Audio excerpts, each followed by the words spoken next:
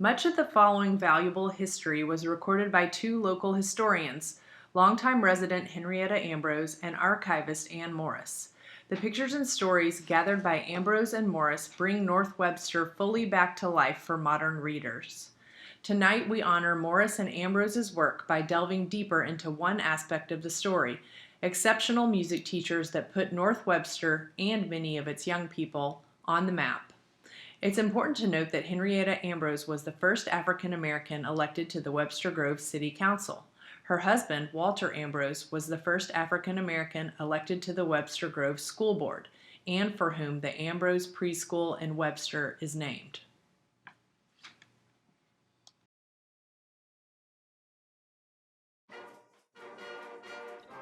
Douglas School, established in 1866, was the first public school in the area, 30 years before the founding of the city of Webster Groves. Named after abolitionist Frederick Douglass, a name that was suggested by the students, the school served North Webster, an area which had been settled by many black families after the Civil War. Douglass was first an elementary school, but in 1925, when the Webster Grove School District decided to stop paying tuition for students to attend the all-black Sumner High School, which was miles away in St. Louis City, Douglass was expanded into a high school. Douglass High School was the only accredited public high school for African American students in St. Louis County until the end of segregation in 1957. Douglass was known for its excellent teachers who went above and beyond for their students and who were embraced by the community. One such teacher was Mr. Walter S. Lathen, Jr. Walter S. Lathen Jr. grew up in St. Louis, Missouri. For his freshman and sophomore years, he attended Charles H. Sumner High School, the first high school for African American students west of the Mississippi River. While at Sumner, he studied violin with Carl Toll, a violinist with the St. Louis Symphony Orchestra. For his junior and senior years, he moved to Monterey, California, and attended Union High School. While at Union High, he learned how to play the bass horn. Lathen played horn in the school band and violin in the school orchestra. Here's how Mr. Lathen describes his start as a musician in the book, edited by Ann Morris, Lift Every Voice and Sing, St. Louis African Americans in the 20th Century. I came back to St. Louis and I enrolled at Lincoln University. I wanted to pursue a music education degree, but unfortunately, Lincoln University's music department was not capable of providing a full degree in music. As a matter of fact, I did more playing in the prison band than I did at the university, because the university did not have a band.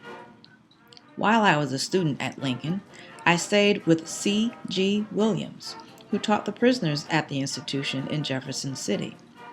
The black prisoners had a band, and I would go with Mr. Williams when he taught the band on Tuesday or Wednesday night, and I played in the band. On Sundays, the prisoner gave a concert in the park, and I played with them. After a year of this, I realized I was not getting what I wanted from Lincoln University, so I transferred to the University of Illinois. After graduating college, Lathen got a job in Cairo, Illinois as the music supervisor for the African American schools there.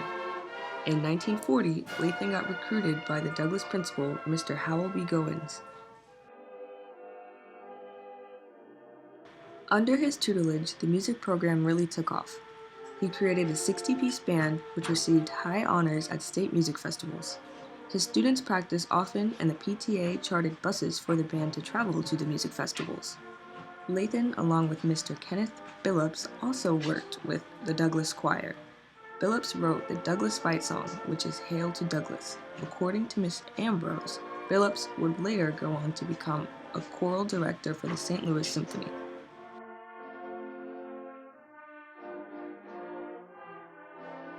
Many music teachers also moonlighted as jazz musicians with local bands.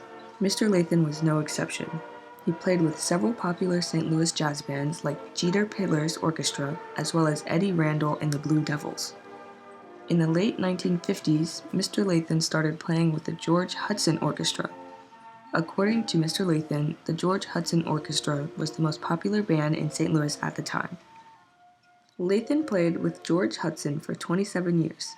Mr. Lathen remembered playing at clubs, several large universities, a lot of political events, as well as opening for some St. Louis Hawks basketball games and even playing during an NBA All-Star game hosted in St. Louis.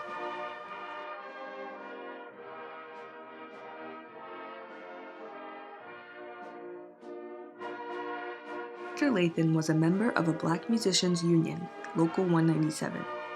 In Lift Every Voice and Sing, he recalled, I played with Count Basie and some of the other big-time musicians that came in and needed a bass player.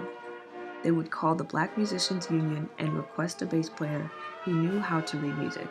I played with Nancy Wilson, Lou Rawls, and the Mills Brothers. During his time with Eddie Randall's band, he played with a then little-known jazz trumpeter named Miles Davis. Mr. Lathen recalls meeting Miles while visiting fellow music teacher named Elwood Buchanan at a junior high in East St. Louis. Mr. Buchanan had one of his students play with Mr. Lathen. Mr. Lathen said he put his trumpet up to his mouth, put the mute in there, and played the trumpet solo Tuxedo Junction by Erskine Hawkins. Didn't miss a note. I said, "Who is this?" Mr. Buchanan said, "This is Miles Davis." Walter Lathen Jr. dedicated about 40 years to Webster Grove students. He especially loved his time at Douglas and held the other teachers and staff there in high regard. After the schools desegregated in 1956, he went on to teach at Steger Junior High and at the high school. He was one of the directors of the Webster High Symphonic Band and the sole director of the dance band, which was extremely popular. Mr. Lathen enjoyed teaching and was well respected by everyone. He had a no-nonsense reputation with an expectation of nothing less than excellence from his students. In Lift Every Voice and Sing, he said, I enjoyed teaching very much. I could see that I was doing something to help the youngsters, and that was my primary object.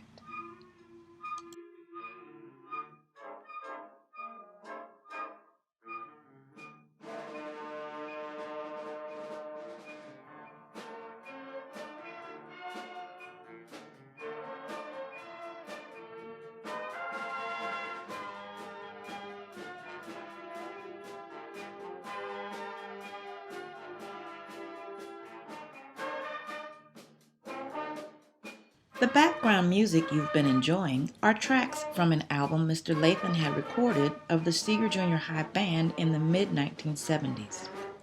Thanks to retired band director Mr. Dane Williams, it was found in a closet at Steger and has now been digitized and shared with the district alumni office to live on in infamy. The time, effort, and love that Mr. Lathen poured into his students is apparent.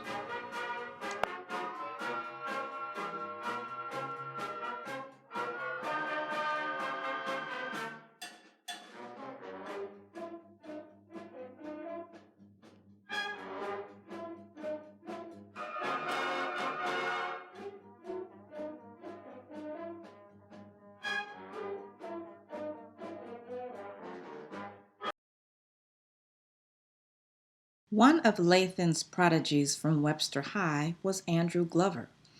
While a sophomore, Glover created the Circus Band, a wind instrument ensemble, and made his first band arrangement, which they played.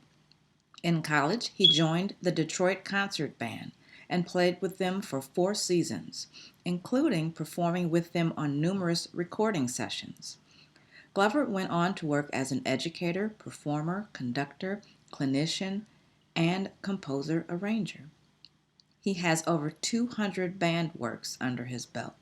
He taught briefly in Webster and currently serves as the Executive Vice President and Chief Operating Officer of C.L. Barnhouse Company. Mr. Glover arranged this song, In the Garden, by C. Austin Miles, and dedicated the arrangement to Mr. Lathen.